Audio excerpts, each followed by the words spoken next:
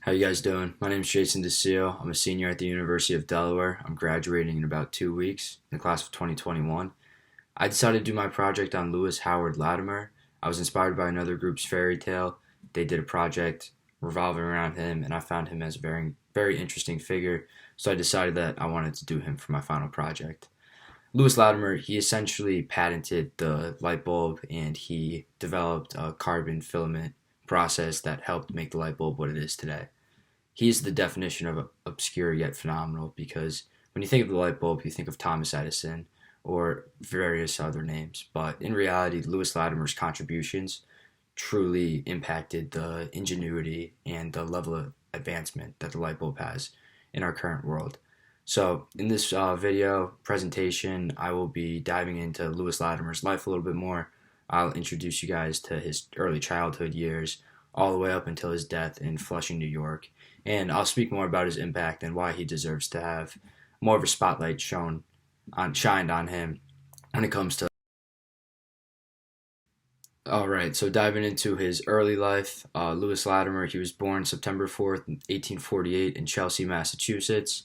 He was the youngest of four children, and his family life was quite a mess due to the horrendous acts of slavery. His mother and father were both escaped slaves. His father escaped from slavery, but he was eventually caught and put on trial. He was able to purchase his freedom with the help of Frederick Douglass. His mother also escaped slavery in Virginia and was able to start a new life in Massachusetts. Lewis's parents eventually decided to split because Lewis's father felt that it was not safe for him to be around the family. Being a newly released slave, he still thought that there was a chance that he would get captured again, even though he did purchase his freedom. So Lewis, at the age of 15, he enlisted in the Navy, and after the Navy, he got an honorable discharge. He got a job at the Crosby, Halstead, and Gold law firm as an office boy. Here he was able to really use some of the skills that he picked up in the Navy, such as drafting, and really like kind of incorporate that into his career, that which he started at the law firm. So as an office boy, he would watch the draftsmen draft up patents and other work, and he really took a liking to this, and he decided this was the career path that he wanted to go down. So after essentially observing and learning as much as he possibly could, the law firm decided it was time to promote them to a draftsman position. And he eventually was able to work his way up through the ranks and eventually get a promotion to the head draftsman of the law firm. After that, he decided to move to an area called Little Liberia in Bridgeport, Connecticut. It was a area where a lot of newly freed African American slaves decided to live. So it was a very cool area. I did some further research on it. Little Liberia is essentially no more. I'm from Connecticut, and I'm actually 20 minutes away from Little Liberia. There's only two remaining houses. One of them is the Mary and Eliza Freeman house. That's essentially it that's left in Little Liberia. So it's a shame that some history has been erased. But so he decided to move there, and he met his wife in 1873, had two daughters, one in 1883 and then another one in 1890. He did all of this while maintaining his career and continuing to advance through the stepping stones to work his way up into the great figure that he eventually became. Latimer's life as an inventor and a draftsman really took a turn in 1876. Here he was hired by Alexander Graham Bell to help patent his invention of the telephone. So he was able to help Alexander with the patent, and the telephone is obviously one of the biggest pieces of technology used today. Everybody has a smartphone. Every office has telephones. So it's really cool that he was able to have such a big impact in this incredible invention.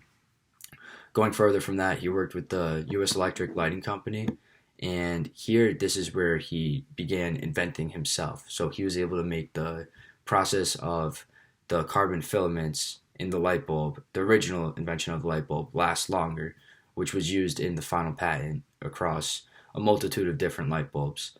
So he actually got his own patent for this in 1882, which he drafted himself.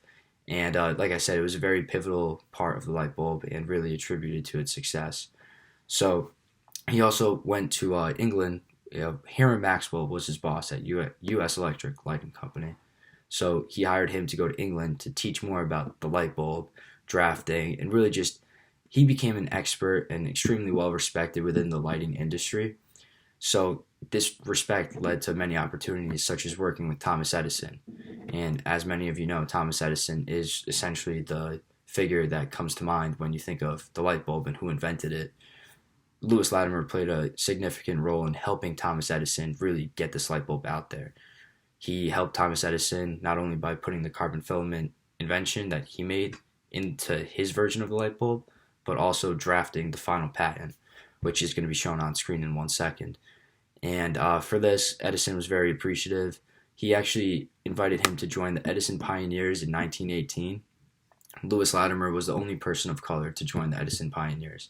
So Lewis Latimer, as I said, well respected throughout the industry, and he really just put his brains to the test and was able to accomplish great things. Lewis Latimer's career came down to a final stretch, and he decided to move him and his family to Flushing, Queens, New York. This is where he spent his final years, and here he was able to accomplish many other things outside of his career, such as helping others, especially new immigrants to the United States, teaching them mechanical drafting and English. He was also a member of the Civil War Veterans Organization and the Grand Army of the Republic. So here he was able to help push for civil rights issues and really have his impact as an African American at the time be more rampant and widespread. Lewis Latimer, he also picked up more of an interest in the arts. So he became a musician and a poet. One of his poems I want to read to you, Unconquered and Unconquerable, I think really speaks a lot to the life of Lewis Latimer and just all of his accomplishments and the mindset that it took to really push himself through all of the tough times, especially in his childhood. Unconquered and unconquerable. What thou I suffer through the years, unnumbered wrongs, unnumbered fears. My soul doth still forbid me tears, unconquered and unconquerable. Would thou my bed of thorns be made, would thou my onward cruise be stayed, my soul soars upwards, undismayed, unconquered and unconquerable. Would thou by chains confined I lie, would thou by brutal hands I die, my soul will upward ever fly, unconquered and unconquerable. I scorn the hand that did me wrong, thou suffering days and years belong, my soul still charts the deathless song, unconquered and unconquerable. So as this wraps up, I really just want to speak to why I chose Lewis Latimer again as my obscure yet phenomenal figure. He's the definition of obscure yet phenomenal, in my opinion. He was pushed under the rug in the conversation of who invented the light bulb. You really never hear his name. The project that another group did is the first time I ever heard of him. And I decided that, the contributions that he made, they need to be recognized. And while he did not personally invent the light bulb, it's very important that he's in that conversation because the contributions he made are just astonishing. And the light bulb would not be what it is without Lewis Howard Latimer.